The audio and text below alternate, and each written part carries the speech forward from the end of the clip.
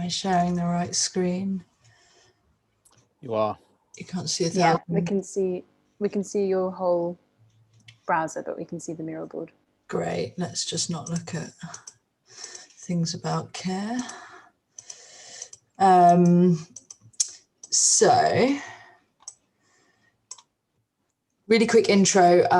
I'll go through relatively quickly because most people here have seen this before, but this was the initial problem statement that we started from when we began working together. So we know that cross-sector collaborative and holistic work is essential for preventing crises, and that there are new patterns of vulnerabilities emerging from COVID that we don't know what they'll look like yet. And so how might a preventative approach support residents who are at risk of crisis? And we've been developing that over time. So everything at the top of this mural board was our sort of discovery phase. So really understanding the problem and how the problem overlaps between our two boroughs in terms of the challenges that our populations face. But then we also wanted to really understand the challenges from our staff perspectives. So really like what are the behaviours that we want to change in order to achieve this outcome? And we've highlighted three statements here that we tested in our initial baseline survey that we're basically using as KPIs. So when we come back to do a similar survey again, what we really want to see is these numbers changing. So a higher percentage of people saying it's easy to make referrals to other council or voluntary sector services. A higher percentage of people saying that they regularly work with colleagues outside of their own teams. We're lagging behind Newham here. This is Newham, this is Hackney. So I don't know if you can see my cursor, blue as Newham, green as Hackney. And then other teams, quite a punchy one, other teams regularly make it hard for my team to support residents. We would like that to go down. So that's the sort of KPIs that we're going to keep coming back to throughout the lifetime of this work. So we did lots more there. And we came to this more specific refined problem statement at the end of our first discovery period, which is how might we support people with multiple needs, because that's where the real challenges are around crises, and specifically by developing referral processes that enables that holistic and collaborative multi-agency support to prevent people from reaching crisis. So it's not just facilitate referrals, but really developing the referral process that works for some of our more vulnerable residents. So there's lots here, which I'm not going to go through from the first phase.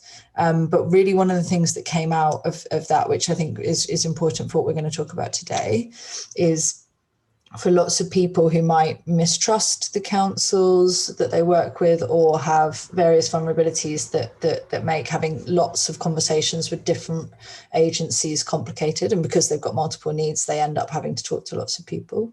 That just might, referrals are not the answer. And there's something about a sort of warm referral or a warm handover or a link work model that enables people to be supported by multiple agencies at once. So we're calling it link worker in the broadest sense. And what's been quite interesting from the partnership work we've been doing is that we both sort of came to the same conclusion from the separate discovery workshops we were doing with our staff and voluntary sector partners. The way that we're testing that hypothesis in practice is slightly different in the two boroughs. So Newham are going to talk to us a bit more today about how they're sort of putting that sort of link worker mindset and behaviours into lots of people's job roles. And we're testing a model, which is that we're taking two people who I'm delighted that we have on the call, and Olivia and Sue, who are staff in our contact centre, who are actually doing this as they're piloting what it would look like to have the job title link worker. So really what we wanted to do today is like compare how those approaches are working. Obviously it's really, really early days at the moment, but just to help us think about how we continue to scale it going forwards. And I think the other thing we wanted to do today is really shape this conversation around the case studies of the actual individuals we're working with.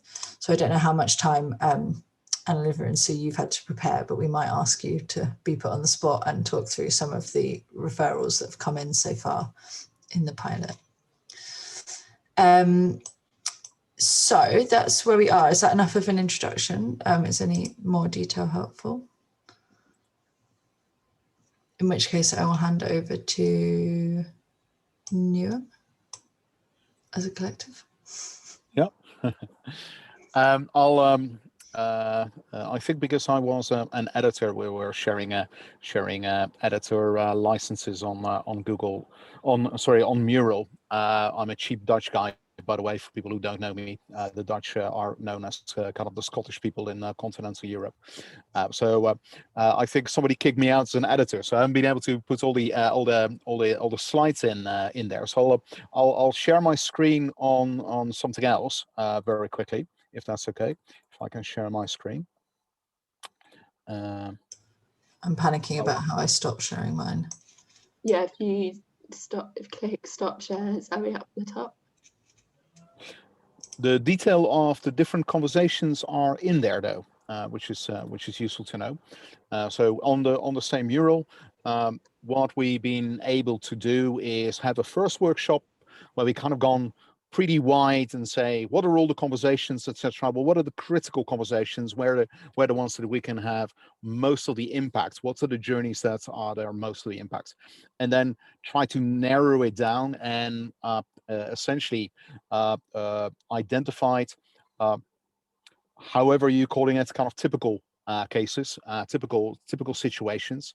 5 of those. From those 5, people went back to those individuals and try to map out a little bit more of their overall journey and what that actually meant and how that kind of fits together. And then out of that, we all got together, revised and revisited those kind of journeys and added things to it on what they knew, but also had a look and seeing actually what are the services that kind of overlap, what kind of coheres, what's happening.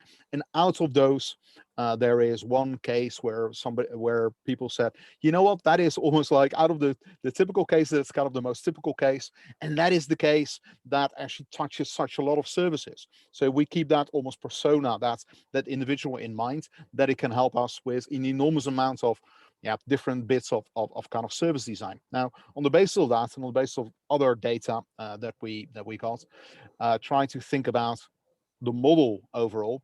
Not me, Phil and Helena and others and the social welfare community, where they're kind of saying, you know what, maybe different from kind of a different model, but kind of same principles, but different model from Hackney, and saying, well, why don't we try to build up the skills overall from a number of people within the wider community to become all partly link worker, if that makes sense. Now, as part of all that, a number of things have been happening and are kind of happening, and there are these 4 different things. One is there's a whole bunch of contacts in community and training that Helena does, Phil does, etc., and other training where people get some specialist training around housing or around no recourse to public funds from different services, so they can help people a little bit further with their queries. There is, as part of this in particular, there is also kind of a development of a further development of a thing we refer to as core conversations, and I'll do as part of the show and tell a few things around that.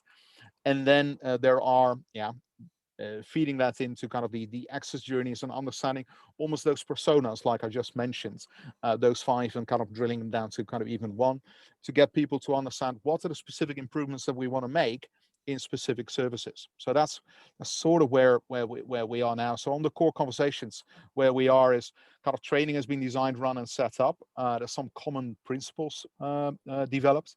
Next is to expand the training, people getting an invite from other organizations as well to kind of go to a core conversations training, and writing that up so it's easily shareable, not only the training materials, etc., but also a paper with some principles and that in a video to share as well. Now, since it's a kind of more of a show and tell, 98 participants in Newham from voluntary sector organizations and the council kind of try to go through the training, but at the end of it also say, actually, what are the common things that we would like as part of a core conversation? And they came up, we tried to distill a number of principles that folks can have in common, and that's then easier to share with others. So there's a, I can never say that word with my Dutch tongue, but a mnemonic kind of in there, which is then referred to as kind of chapter.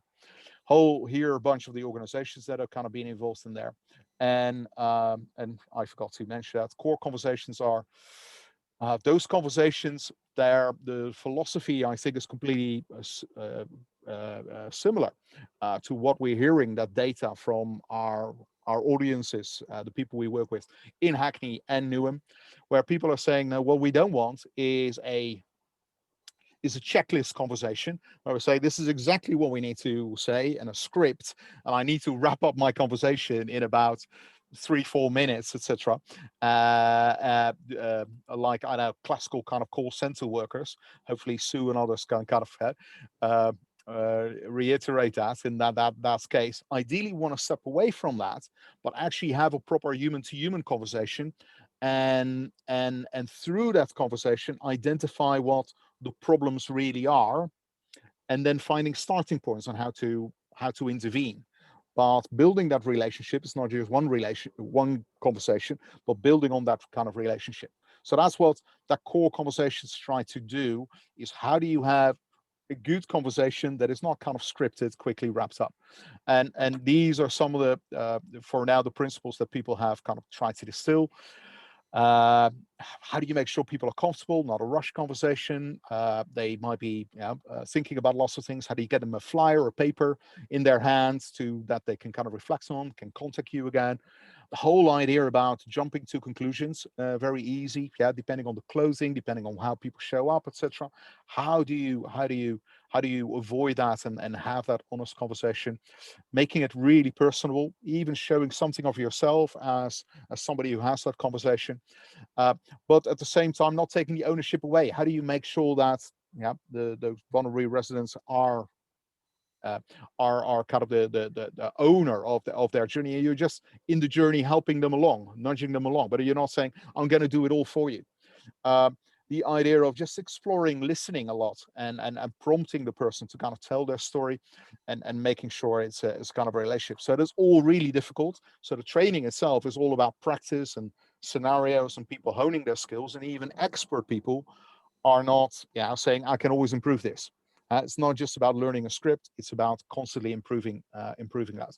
So so we got a number of those things kind of written up a little bit further on what they mean, and a training course, which we won't go, but I hope people can kind of join that.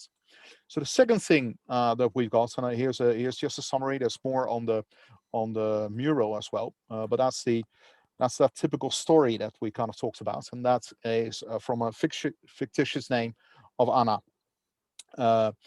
And it is a very much a live case, because Annabelle, who wished she could be here, but she's incredibly busy, tells this with much more gusto and enthusiasm and lived experience, or the pain that she feels from the person we call Anna. But this is where she is, and I think it's a touch upon a few things, and it's even evolved, Phil and Helena, since the last time we've spoken about this.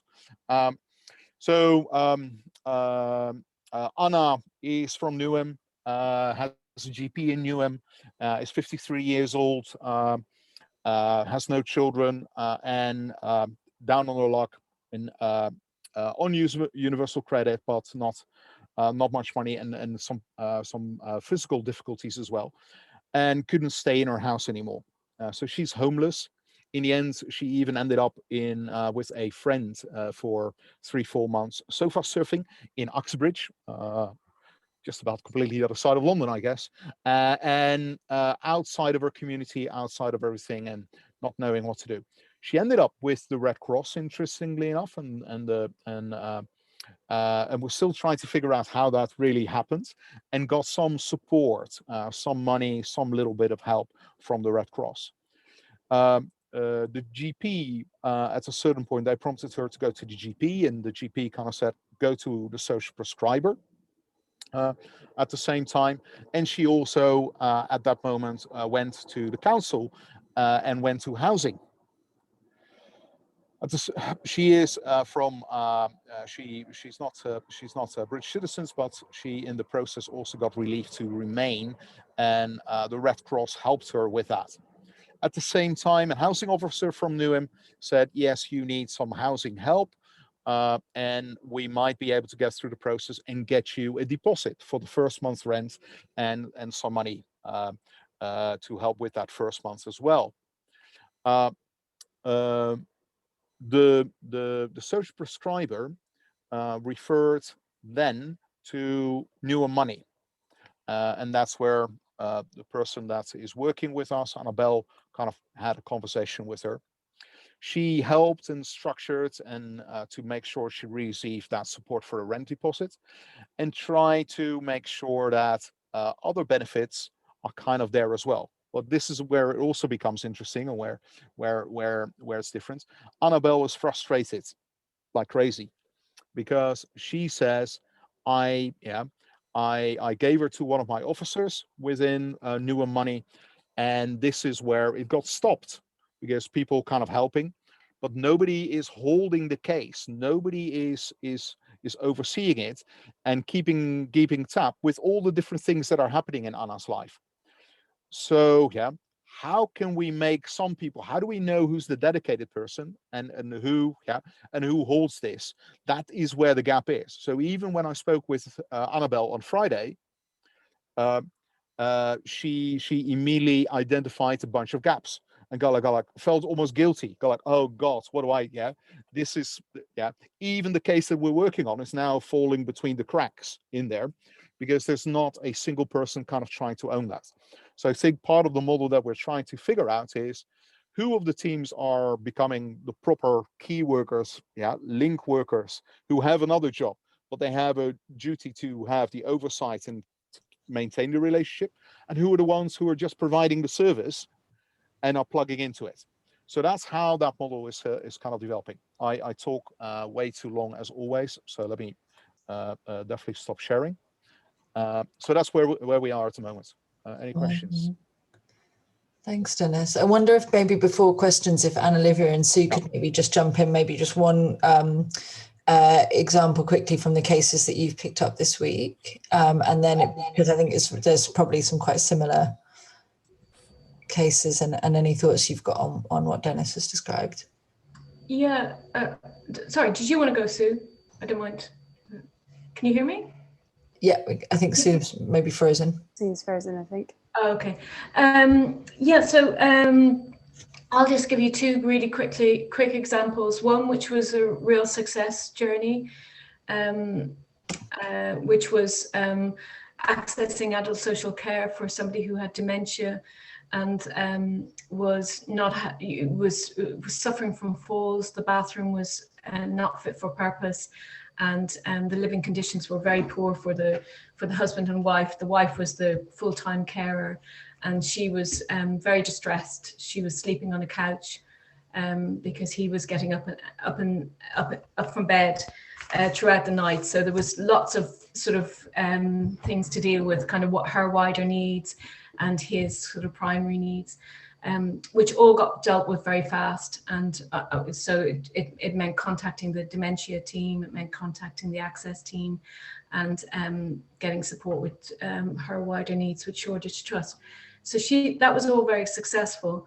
And then, sorry, I'm just trying to think which one was the one that was not successful. Oh yes, this was one that was handed over, which was a man who had, he's got mental health issues, and he was, lots of other issues, but one of the issues was that he needed furniture and all sorts of things for his property, and he had submitted a discretionary claim but hadn't provided any kind of evidence or anything. and the person who referred over was having difficulty trying to get all this information, so they were trying to get us, because we were in the council, to sort of access it, but the man would not accept the call from me at all. He absolutely completely kicked off.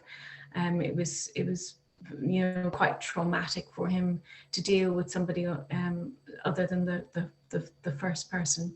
So that was a real example of, so we'd go back to that provider and say, you take the calls, but we'll do all the legwork, and then you pass the information back to him if that's how he prefers. That's great, thanks. And Olivia, just quickly on that first one, what would have happened normally if you hadn't been able to take the time on that? Like, what would the normal route be for the person who needed the OT referral? Well, the person who did the OT referral, so it initially came from Shoreditch Trust, and they were trying to penetrate the access team. They were trying to, it was going on for about 4 months or something. They weren't getting any response back, and this man was falling. He was having falls, and the mother was, the wife was really distressed, and he couldn't even, the bathroom was so small he couldn't even maneuver around in it, and she couldn't help him around it. So every time he went to the toilet, he was falling. Every time he, there was no grab rails, there was nothing. And then the whole flat, it's a 1-bedroom flat. He's now starting to get advanced symptoms. But normally it just wouldn't work, because the conversation between Shoreditch Trust and access and assessment and social care just doesn't function for whatever reason that we can be curious about. So the link work was fantastic, but I mean, before the link work, I don't know if this is, I mean, I got a really quick response and a really detailed response from them, and it's going to be actioned as it was going to be actioned as urgent. But I myself would have had difficulties getting a response.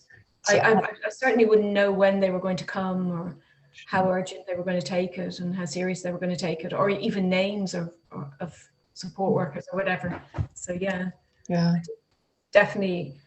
And there's some learnings in all of this about not us just fixing these holes, but also using the learnings from these pilots to understand what we can do, probably echoing more the Newham approach. Like, why is it that Shoreditch Trust can't access the A&A team and adult social care? So we're not just patching the holes, but making sure they don't happen. Exactly. And Sue, was yours similar? I've had two, only one free. Everyone else getting a bag. And it is Sue, I think your connection's broken. Experience one. Sorry, Sue, I don't know if you've lost us, but the line's not very good. We can't hear you very well at all.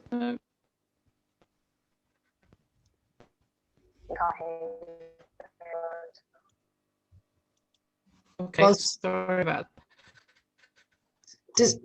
Does anyone, we've got a couple minutes. I think if anyone does have time to stay on, I think a couple of us can. But so there's lots more work for us to do here, but really interested, just take a pause and any questions or comments from anyone outside the team. I would say so, Zoe, in terms of Shoreditch Trust, and I'm not saying this is the case for Shoreditch Trust, because I'm sure they are really knowledgeable, but a lot of outside organisations might not know what's going on in the council. There's so much going on, and they might not necessarily know which teams to contact, and that could be a reason. Sure. Why. I don't know if that's any better. Is that better? I don't think so. Sorry, Sue. Not hugely. Sorry, Sue. Perhaps what we can do is write up the case studies at the end of the week, so more are coming in, and we can share them around in a week, right? Sorry, Eddie. Is that any better without the video? A little bit. Okay. Can you hear me now? Yeah. Good. Okay. So I had 2 cases this week, one of which I've kind of got into more. It was a woman who experienced violence in the past and had to move geographical area to Hackney, but she's still not appropriately housed, so that the housing is preventing her from doing the trauma program she needs to do. And she also has children, one of which has an educational need, and she also has a physical health problem that is intermittent.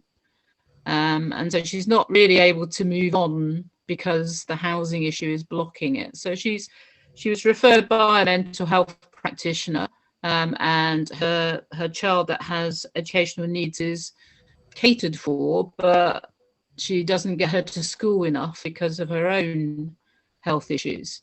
So it's got many aspects to it. I think the key will be housing, but it's one of the most difficult things, of course, to unlock. So I'm just working my way through who's been involved to try and find what may move it forward. I think it may be a move out the area. It may be looking at banding in terms of her application for housing. And it may be some support from children's services as well, just in terms of the educational development of the child. So, but it's early days. That's the only case that I've worked on so far. Great. Thanks, Sue. That was much better.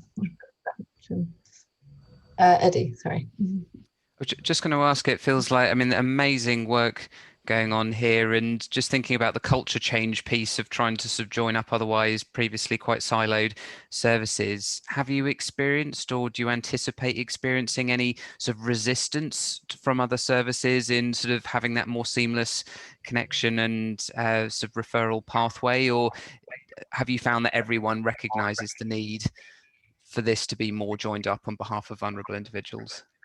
It's such early days, to be honest, and yeah, so it is early days, and I think everybody's being briefed.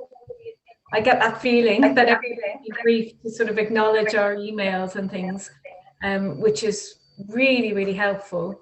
But certainly in the past, from working in other departments and everything, it hasn't been a very easy journey. So I think getting everybody on the same page is really important. Yeah, and I think as well, from what we're doing in Hackney, and is piloting Anna, Olivia and Sue as link workers, but we also brought in about 5 different council teams and individuals from those teams into the workshops, and so they're part of this pilot as well. But they're very, very bought in to this work, which might be influencing the sort of speed with which Anna is getting a response back. But that's not every single person in the council has been involved in that. So if we try to roll it out elsewhere, we need to learn from why we've been able to connect with them. Is it about finding someone within a specific team who's keen to work in this way and kind of using them as our in to that team?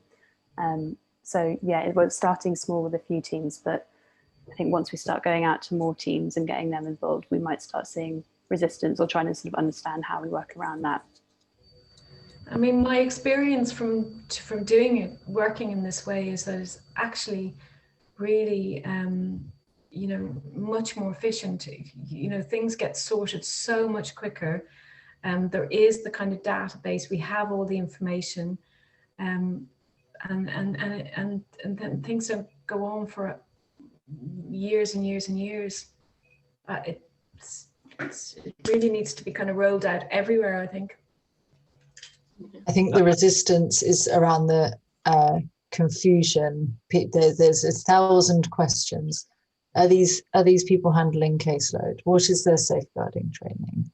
What about the confusion of pathways with neighbourhoods, multidisciplinary meetings, whatever? Yeah. There's all these questions about where people.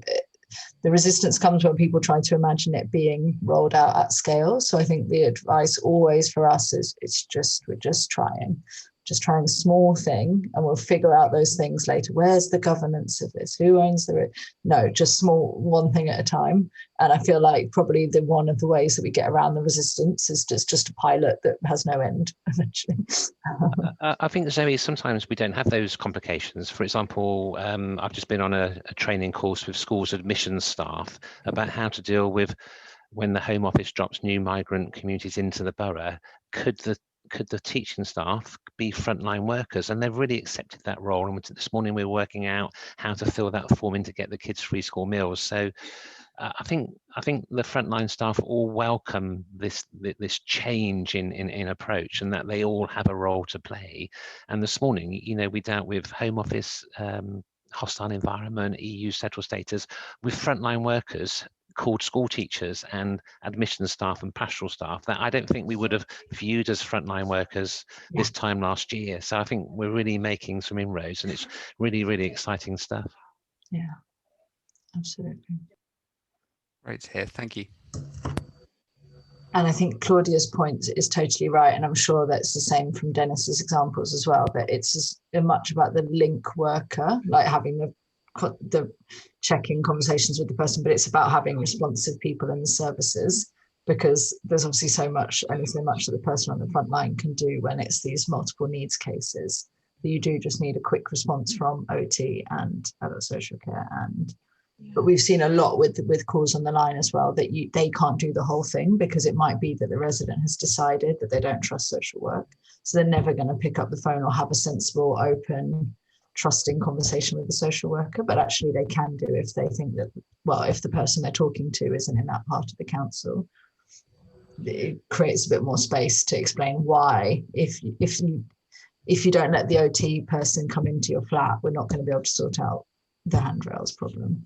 So it's just those small steps where a couple of small conversations saves a 4-month-long process. And again, on overcoming the risk anxiety from people, it's like, show the risk of the link worker pilot is much smaller than the risk of someone who's falling over every time they go to the bathroom. Yeah.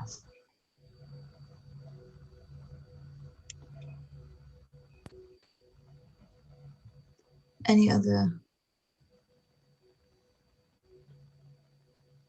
comments? Oh, Genta, you're not on mute, but we can't hear you. Which is a special one. Oh, I know. No, I had a very quick question about kind of referrals. These residents that are taking part in these pilots, how are they feeling about kind of being passed through the barriers in a coordinated way? But how are they? Do you have any indications about their kind of feelings and perceptions of this work? I appreciate it will be early insights as well. Well, the case I had for the man who had dementia, his wife was really receptive. She cried with relief that it was going to be dealt with. Literally cried with relief. And then the second case that has come, as I said, he was not at all happy that I called him, despite the fact that he was told I was going to be giving him a call, and he had agreed to it and everything. He just was really unhappy, put the phone down, and got very, very angry, very, very aggressive.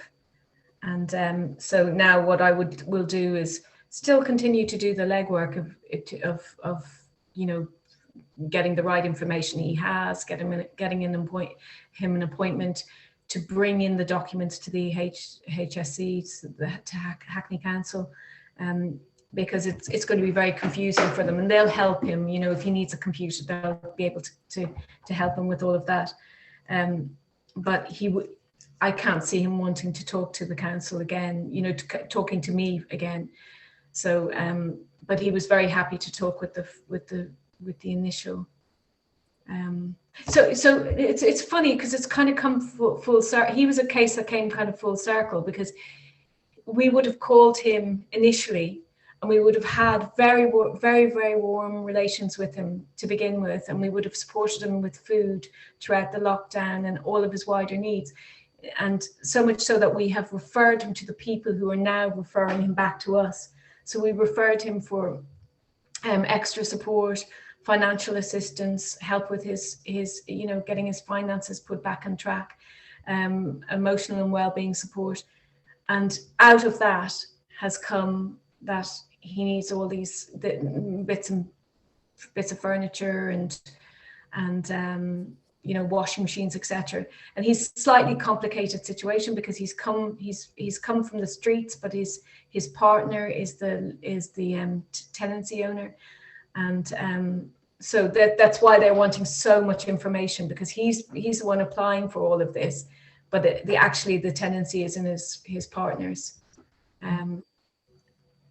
It's really useful, Olivia, for you to share that where it doesn't work as well, because I think there are really two elements to this. One is who owns the relationship, and I think all of us, council, health, voluntary sector, being really flexible around the resident about who is the right person to own the relationship for them, rather than saying it's a housing issue so it has to be a housing officer. It doesn't really, so I think that's a really important learning from that. But also if Shoreditch Trust or whoever's the partner organisation is the right one to own the relationship, what they can't do is all the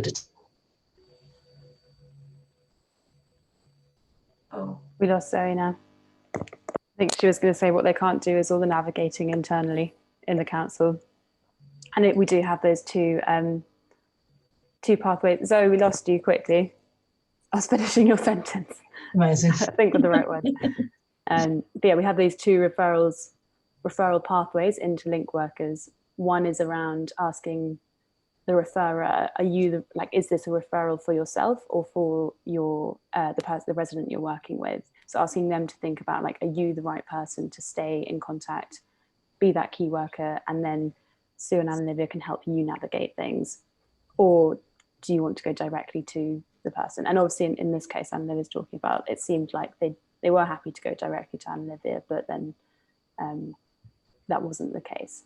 Mm-hmm. But yeah, really, really trying to focus on not just handing people around different services and focusing on the key relationship. And I will say that the reason why he didn't want it, he wanted to go, he didn't want to, it's because he didn't like what he heard, which was, we need the information.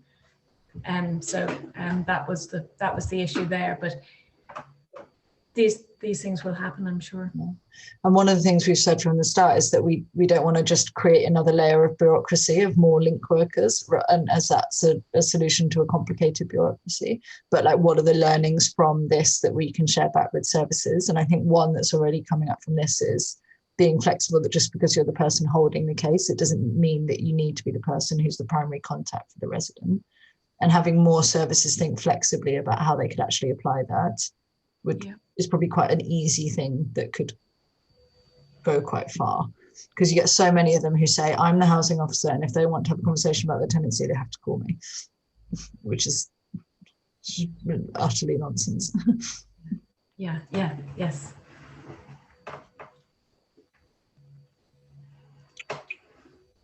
Super.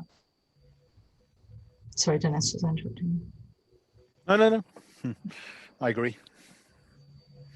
So I think our next steps, Newham have very kindly offered 20 places on their core conversations training for Hackney staff, which we're very excited and grateful for. So I think that's going to be really nice to start getting staff across our system to be attending those, because it's going to be so useful. It basically means we'll think about the right people to join that, both because it will help them in their interactions, but it will make a nice little co-production group for us as well, because they are all gone and done the training with Newham, and then we can think about how it informs the training that we'll do at our end, which is really exciting. So that's one big thing for the next phase of the work for us, and as we've said, we're very early stages of, I think, for both of us in this work with people. So we've got another 2 or 3 weeks to get some more case studies from this and keep reflecting on what it means for both the link worker model and the wider learnings to share with the rest of the services. And then, yeah, we've got UCL starting next week to come and help us think about like what's the theory of change to tie together all of these things, and what do we need to start collecting now so that we can do the full evaluation in September. Yeah, that's where we are. Sorry again, you've got your ghost. Thank you very much to all of you for all the work you've done so far. It's quite clear there's, you know, you've done incredible work. So yeah, well done and thank you. Great. See you next time. Thanks Sue and Olivia for being very willing to just launch into this without really knowing what it was. See you next week. Bye. Thanks. Yeah. Bye. Bye.